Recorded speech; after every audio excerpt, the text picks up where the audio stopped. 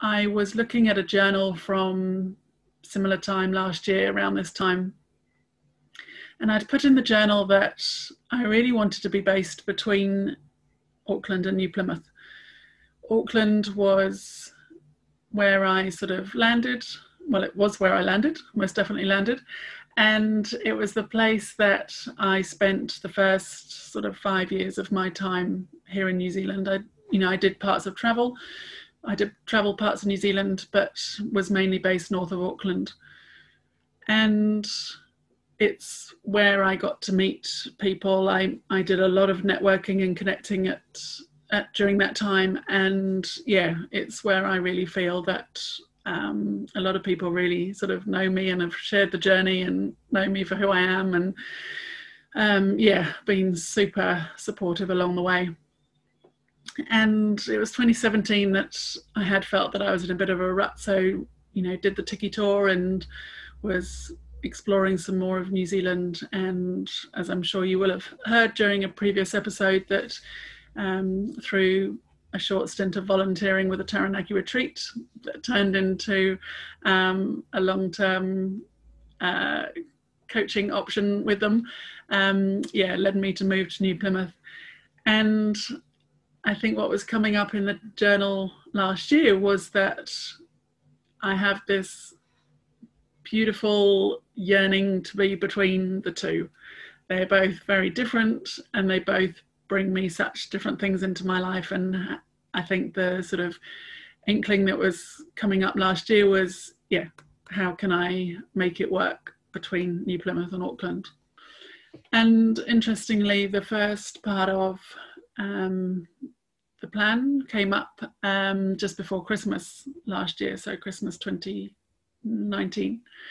And I'd had a holiday in the sort of late November, early December time. And so, with the sort of Christmas period, I was like, well, actually, I've topped up. I've just had a break. I'm up for working through some of this time.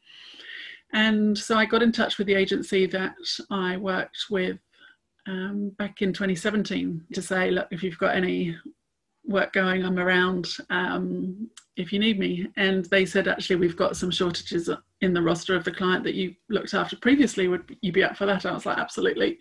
So and I was like, oh, maybe this is it. This is the way that I'm going to get to be between Auckland and New Plymouth. And so actually, for that time over Christmas and New Year, I was based up in Auckland, and was catching up with people as well as doing this work. And then the work was offered to me sort of ongoing on a casual basis for when they still had gaps in the roster and things. And I was like, so that's when I was going, okay, they're going to fly me up to Auckland to do these shifts, and sweet, this is what I've asked for. But what I found was that when you do night shifts and you have to stay awake all night, that actually there's not a lot left in the tanks for much else at all. And so I was like, oh, okay. But there was something that kept me rolling with this and kept me exploring as to how it could work. And then with lockdown, and there were no flights, I then had to drive. And I think that was quite pivotal for me, because it really showed me that actually it's not that far. Like, we're talking sort of 4 or 5 hours, depending on which part of Auckland I'm heading to. And I think it stems back from younger days when we would go on family holidays and we'd get up at the crack of dawn, and I remember Dad would have his porridge, and all we had to do in our pajamas was just pick up our pillow and get into the back of the car, and we'd go back to sleep, and we would leave home in the dark. And it was so exciting. And I think that stays with me now, except that I can't take my pillow and sit in the back of the car, otherwise I wouldn't get anywhere.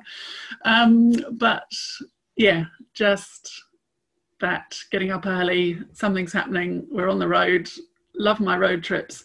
And so, I could be leaving New Plymouth sort of 6 o'clock in the morning, and then be in Auckland for mid-morning. So those trips sort of during lockdown, and again, since, just sort of really cemented in for me that it's not that far. I will get in the car, and depending on what I've got capacity for, I'll either crank on some music, I'll enjoy the silence and just let my head do its pondering, or we'll listen to something on Audible or a podcast.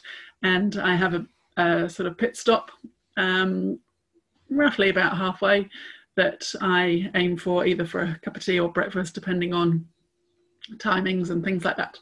So I was beginning to get more and more sort of evidence and ideas as to actually this plan could work, and it no longer needed to be sort of a pie in the sky idea.